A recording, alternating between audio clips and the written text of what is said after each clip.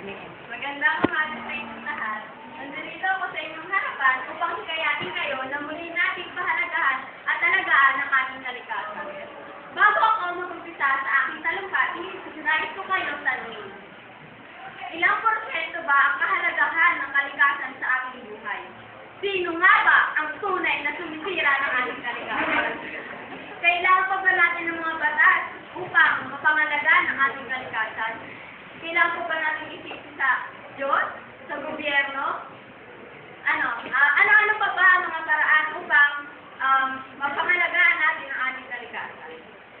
Para sa akin, isa ng porsyentong kahalagahan ng kalikasan sa ating buhay. Dahil dito tayo kumukuha ng ating mga pangangailangan. Tulad ng mga pagkain, mga tirahan ng mga hayop. Dito tayo kumukuha ng mga materyales, panggawa ng ating mga upuan, mga papel, mga bahay. Yan ang mga kalagahan ng kalikasan. Dito rin ang gagaling ang hangin nating sinisinghot.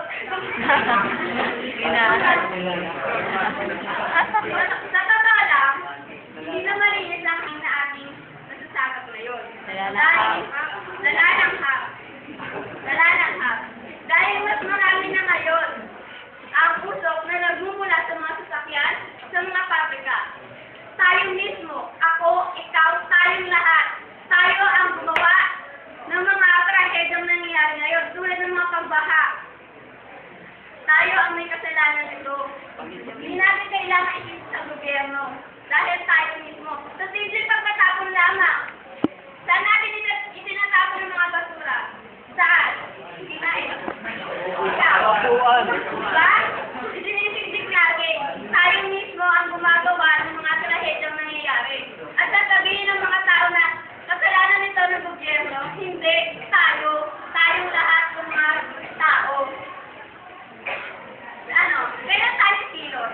Kapag meron sa pamilya natin ang nawalan dahil lamang sa mga nangyayaring trahedya, doon tayo kikilos. Kapag nakuha na halimbawa, ang iyong ina at ama ay kinuha na dahil sa mga pagbuho ng mga lupa, doon tayo kikilos. Kapag huli na ang lahat, ang mga batas, sapat na ang mga batas na ginawa ng ating gobyerno. Tayo na lamang ang kulang, ang pagkilos na lamang natin.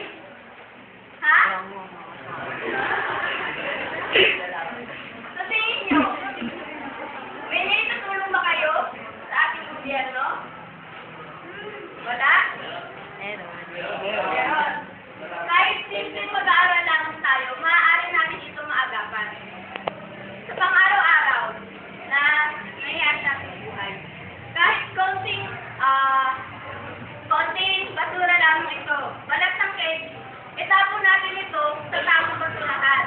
Mag-recycle tayo. Alam niyo ba, sa pag-recycle, maaari natin may labas sa ating talento sa mga yung magiging malikhain natin. Halimbawa, yung mga bote, pwede natin itong gawing base. Maaari lumabas yung ating pagiging malikhain. Gamitin natin muli ang mga